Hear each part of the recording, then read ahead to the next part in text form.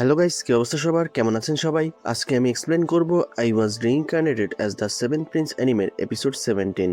তো গাইস, আজকের এপিসোডে আমরা জানতে পারবো ব্যাবিলন আসলে কি মরে যাবে নাকি অন্য কিছু হবে। তো গাইস, আগের এপিসোড না দেখলে ডিসক্রিপশনে সেভেন্থ প্রিন্সের প্লেলিস্ট চেক করতে পারেন।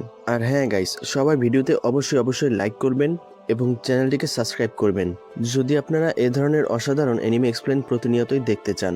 আর কমেন্ট করে অবশ্যই জানাবেন ভিডিওটি আপনাদের কেমন লেগেছে। এই এপিসোডের শুরুতেই আমরা দেখতে পাই ওই পাদ্রী ব্যাবিলনের বুকের ভেতর তার মনস্টারের মতো হাত ঢুকিয়ে দিয়েছে। ওই পাদ্রী বলে, আমার হৃদয়ের উপর আক্রমণ করতে চেয়েছিলে? আমার হৃদয়ে আক্রমণ করে কোনো লাভ নেই, কারণ আমার হৃদয়ের ভেতরে এখন কিছুই অবশিষ্ট নেই। আর আমি আগেই বলেছিলাম তোমার কাছে আমার জন্য কিছুই নেই। তখন আমরা দেখতে পাই ব্যাবিলন পিছন থেকে উঠে পড়ে আর সে বলে, আমি এখনই বলছি আমার কাছে তোমার জন্য কি আছে। ও স্থানে দাঁড়াও শয়তান। তখন ব্যাবিলন আমাদের বলে, আমার বডির পাওয়ার আমাকে এতটা ফ্লেক্সিবল করে দেয়, আমি আমার বডির সাথে যা চাই করতে পারি। আর এর থেকেও মজার বিষয় হলো, এইটা আমার শত্রু কখনোই জানতে পারে না। বডির বাইরে থেকে কিছু না বদলে ভিতর থেকেই বডিকে টুইস্ট করে প্রাণঘাতী আক্রমণ থেকে বেঁচে যেতে পারি। এরই সাথে আমার স্কেলেটন আর মাসেলসকে মুড়িয়ে এতটা এনার্জি রিলিজ করতে পারি যেন এতে স্টোনও ভেঙে গুঁড়ো গুঁড়ো হয়ে যায়। এরপর ব্যাবিলন বলে, formal rat floating the cat. অনেক প্রেশার দিয়ে সে ওই পাদ্রিটার উপর একটা অ্যাটাক করে দেয়, তবে এতে ওই পাদ্রির কিছুই হয় না। ব্যাবিলন তখন ভাবে, এ তো পাথরের থেকেও বেশি শক্ত, এর তো কিছুই হলো না। তাকে আঘাত করে উল্টো আমি অনেক ব্যথা পেয়েছি। না, আমাকে আরও বেশি পরিশ্রম করতে হবে, আরও শক্তির প্রয়োজন, আরও পাওয়ার লাগবে, আরও বেশি মানা ইউজ করতে হবে, আমার মাংসপেশি আর হাড্ডিকে আরও বেশি টুইস্ট করতে হবে, পিউরিফিকেশন তার সোল পর্যন্ত পৌঁছাতে হবে। Formal rat treasure from. এরপর সে পাদ্রির উপর থেকে অনেকগুলো পাঞ্চ করতে থাকে, তবে এতে আমরা পাদ্রির উপর তেমন একটা প্রভাব দেখতে পাই না। অ্যাটাক করতে করতে ব্যাবিলন বলে, এমনটা মনে হচ্ছে আমার পেটের ভেতরের অংশ টুইস্ট হয়ে বেরিয়ে আসবে, মানাও শেষ হয়ে যাচ্ছে, হাতও অবশ হয়ে আসছে। এরপর পাদ্রি ব্যাবিলনকে অনেক দূরে ছুঁড়ে মারে। তখন তো ব্যাবিলন নিস্তব্ধ, নীরব আর ক্লান্ত হয়ে বসে আছে। পাদ্রি বলে, আমি জানি তুমি এখন কেমন অনুভব করছো। এই ডিভাইন সার্জারি দিয়ে কি লাভ, এটাই ভাবছো তাই না? কিন্তু তবুও একটা স্পেল আছে যেটা আমার অনেক পছন্দের, লাক্সা, আনহোলি স্ক্যালিবার। এরপর ওই পাদ্রি একসাথে অনেকগুলো তলোয়ার সামান করে তার লাক্সা পাওয়ারের মাধ্যমে। ওই পাদ্রি আরও বলে, মানতেই হবে তোমার বডি অনেক ইন্টারেস্টিং, তোমাকে মারার জন্য কোথায় অ্যাটাক করতে হবে। এরপর আমরা একসাথে অনেকগুলো তলোয়ারের আঘাত করার শব্দ শুনতে পাই। সিন চেঞ্জ হয় অ্যাডভেঞ্চার গিল্ডের দিকে।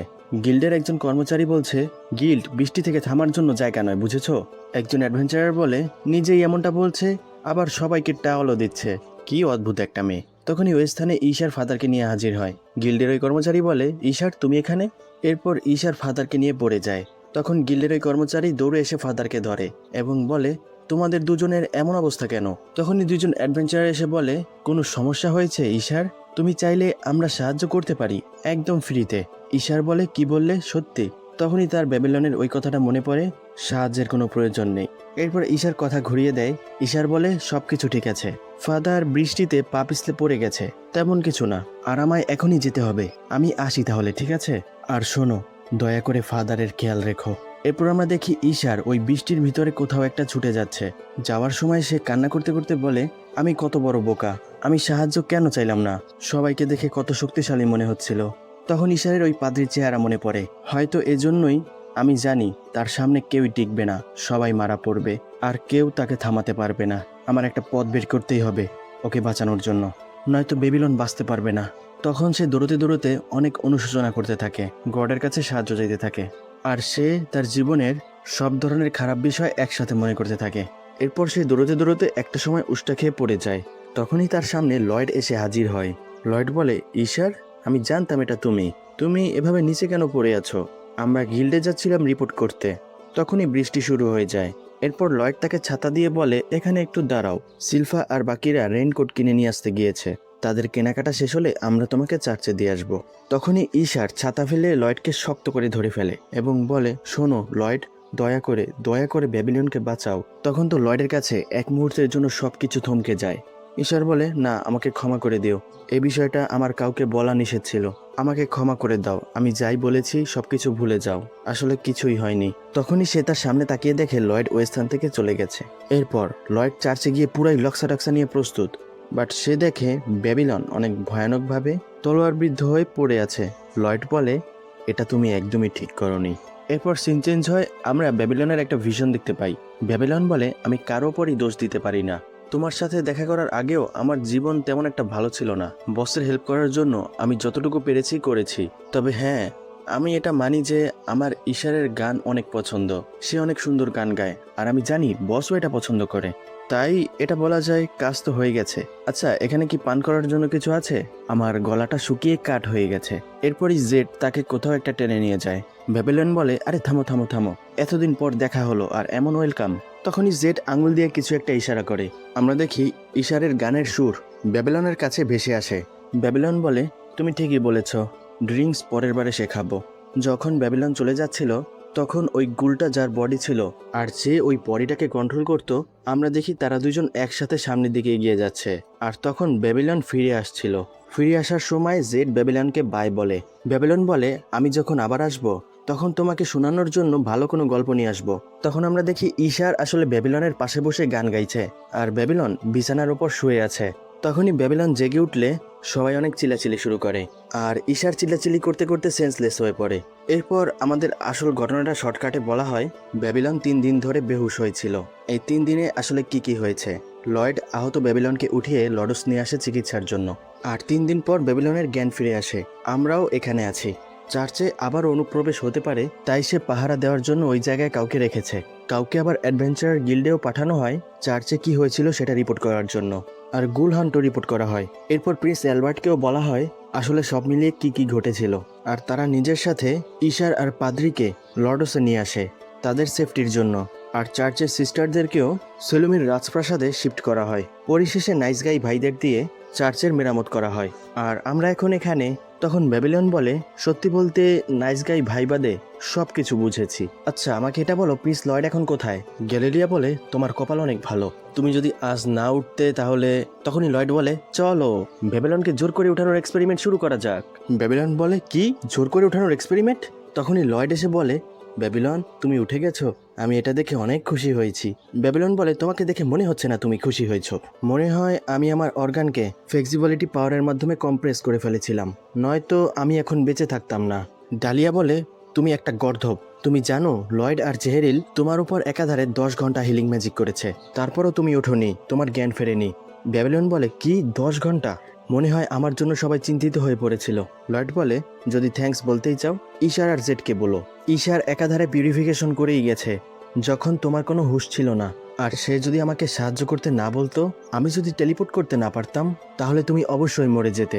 আর এ বিষয়ে আমি শতভাগ নিশ্চিত। ব্যাবিলন বলে, হ্যাঁ ঠিক বলেছ। লয়েড বলে, আচ্ছা এখন আমি তোমাকে চার্চের বিষয়ে কিছু প্রশ্ন করতে চাই। এরপর সিন চেঞ্জ হয়। জেহেরিল বলে, কি বলছো এসব? আমাদের শত্রু মনস্টারের মতো শেপ শিফট করতে পারে, তারপর আবার লাক্সাও ইউজ করে। আমার সাথে ফাজলামো করো না। এমন ভাবে বলছো যেন আমি আমার ডিভাইন সরসারি গিয়ে একটা মনস্টারকে দিয়ে দিয়েছি। গ্রিম বলে, হ্যাঁ আমাদের সাথেও এমনটা হয়েছে। আন্ডারগ্রাউন্ডে আমরা যে গুলটার সাথে ফাইট করেছি, সে ডিভাইন সরসারির মাধ্যমে নিজেকে ব্লাস্ট করে ফেলে। তখন জেহেরিল ভেজা বিড়াল হয়ে যায়। জেহেরিল বলে, এটা আমিও এক্সপ্লেন করতে পারবো না। ব্যাবিলন বলে, আমি ওই পাদ্রিকে কমপক্ষে 30 বার গ্লো অ্যাটাক করেছি, তবুও তার মধ্যে আমি ভালো না হওয়ার অনুশোচনার কোনো চিহ্নই দেখতে পাইনি। গ্যালিলিয়া বলে, তার মানে? লয়েড বলে, তার মানে সে এমনটা মনে করে সে কখনো কোনো অপরাধ করেইনি। পিউরিফিকেশন নর্মালি তাদের উপরই প্রভাব ফেলে যারা নিজেদের পাপ নিয়ে অনুশোচনা করে। এটা এমন ধরনের অনুভূতি জন্ম দিতে পারে না যেটা তার কাছে কখনোই ছিল না। আবার এমনটাও হতে পারে তার ভিতরে যে মজবুত বিশ্বাস ছিল সেটাকে ব্যাবিলনের পিউরিফিকেশনও ভাঙতে পারেনি। যাই হোক না কেন, শুনে তো মনে হচ্ছে অনেক বিপজ্জনক। এরপর লয়েড ফাদারের কাছে আসলে ফাদার বলে, সে আমার গলা চেপে ধরে আর সিকিউরিটি বাড়ানোর কথা বলছিল। লয়েড বলে, আচ্ছা তার মানে সে চেয়েছিল রেড ফাদার আর ঈশারকে পোজেস করবে, এতে সে চার্চের উপর সবসময় চোখ রাখতে পারবে। তার আসল উদ্দেশ্য কি ছিল? ক্রো বলে, সে তো গোয়েন্দার মতো পাইচারি করছে। লয়েড বলে, ব্যাবিলন ওই মিস্টিরিয়াস পাদ্রির সাথে তোমার প্রথমবার দেখা কোথায় হয়েছিল? ব্যাবিলন বলে, ইন্টেরিয়ার গার্ডেনের উপর আমার সবসময় চোখ ছিল, কারণ প্রথমবার আমার সাথে তার সেখানেই দেখা হয়। আর যেদিন এসব হয়েছিল আমি চেক করার জন্য ওই জায়গায় গিয়েছিলাম আর আমার সাথে তার দেখা হয়ে যায়।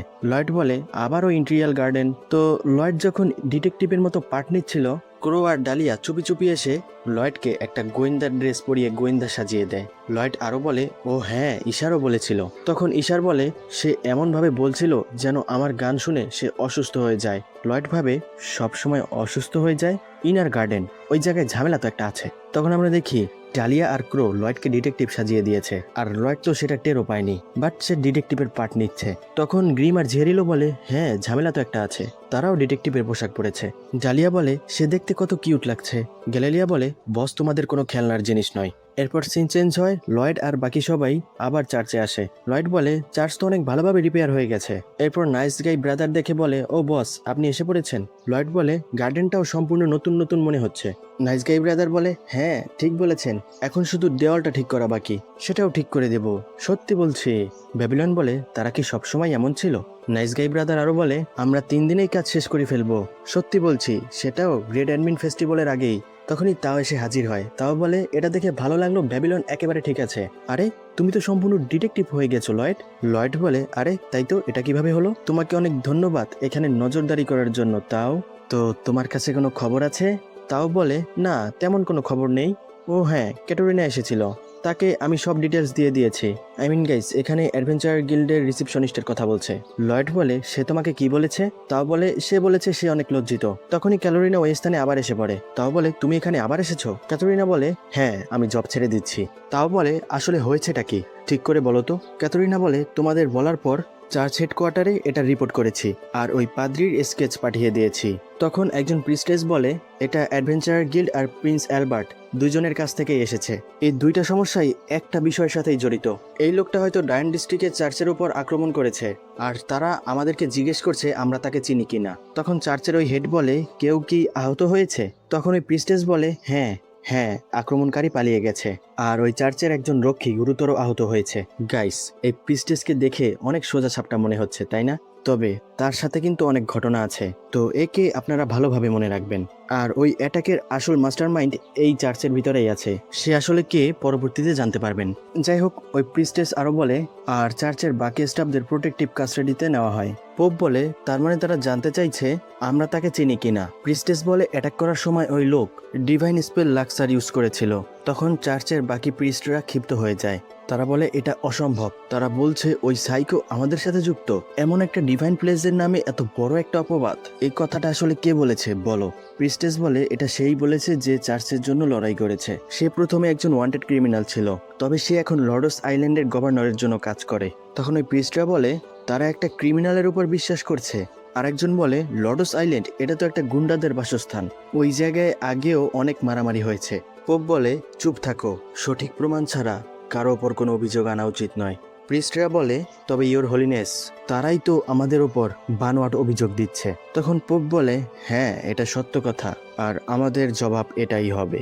এরপর আবার বর্তমানে ফিরে আসা হয়। ক্যালোরিনা বলে, যদি তোমরা চার্চের উপর অভিযোগ দিয়ে থাকো তাহলে এর প্রমাণ দেখাও। তারা এটা বলে দিয়েছে, আর এখন আমার বস আমার উপর অনেক রাগান্বিত হয়ে আছে। তখনই ক্যালোরিনা দৌড়াতে দৌড়াতে একটা জানালা ভেঙে ফেলে। নাইস গাই ব্রাদার বলে, একটু আগেই জানালাটা লাগিয়েছি, তবে কোনো অসুবিধা নেই, আবার ঠিক করে দেব।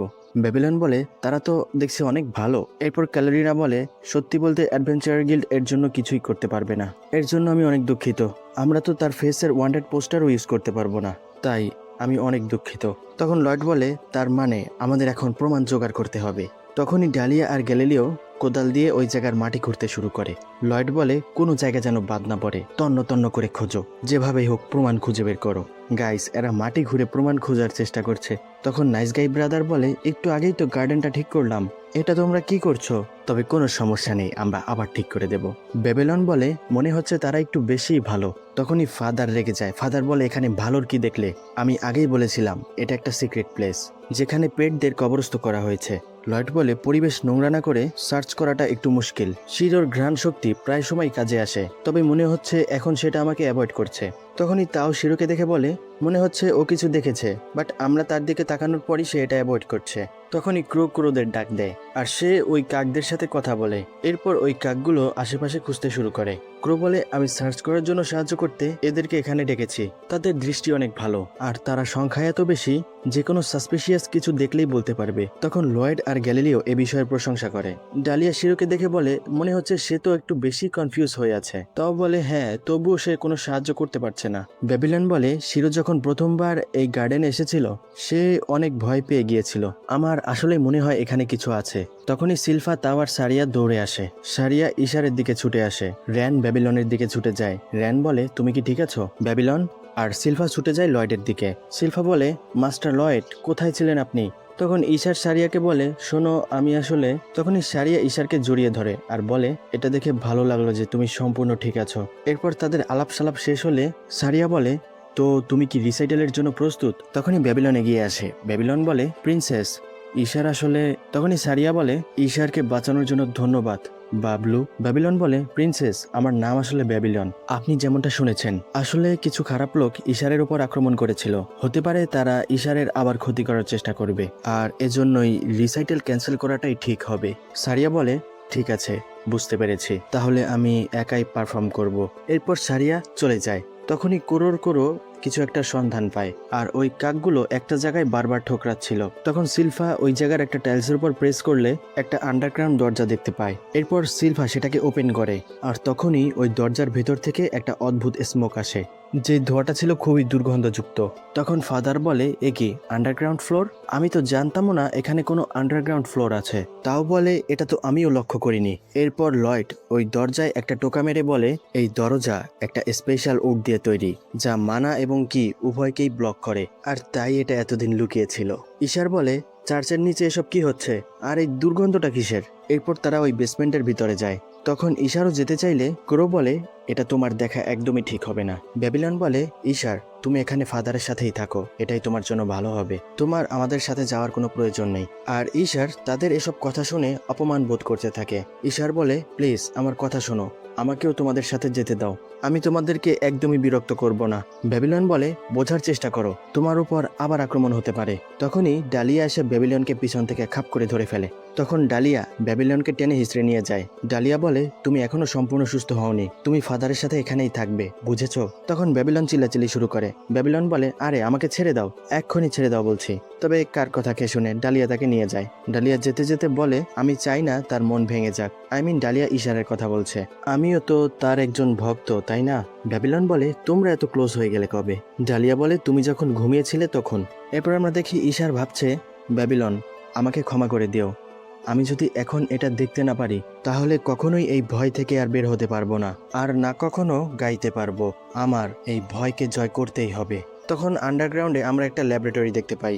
এরপর সিন চেঞ্জ হয় শিরোর দিকে। গ্রিম বলে, এখন তোমার পালা।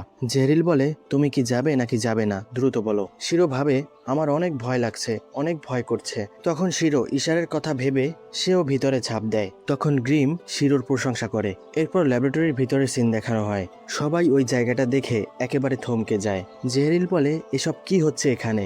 ওই জায়গায় অনেক বডিকে কেমিক্যালের মাধ্যমে সংরক্ষণ করা, আর গ্রিম লাশকে টর্চার করার চেম্বার দেখে। এই বিষয়টা দেখে সে বলে, এখন বুঝতে পারছি শিরো এখানে কেন আসতে চায়নি। আর ওই স্থানে তারা মানুষের দেহের সাথে বিভিন্ন ধরনের প্রাণীর এক্সপেরিমেন্টও দেখে। এসব বিষয় দেখে ঈশার অনেক ভয় পেয়ে যায়, আর লয়েড একদম চুপ হয়ে দাঁড়িয়ে থাকে। আর এখান থেকেই এপিসোড 17 শেষ হয়। তো গাইস, ভিডিওর মাঝখানে একটা বিষয়ের কথা আপনাদেরকে ইচ্ছা করে বলিনি, এখন বলি। আমি বলেছিলাম গাইস, পোপের পাশে দাঁড়িয়ে থাকা ওই প্রিস্টেস মোটেও সুবিধার নয়। তার থেকে বড় বিষয় হলো, পোপের কিন্তু অনেক বড় একটা ঘটনা আছে, আর ওই পোপ সেও অনেক কেরামতি জানে। তবে সেসব প্রিস্টেস আর প্রিস্টদের এমনটা দেখায় যেন সে কিছুই জানে না।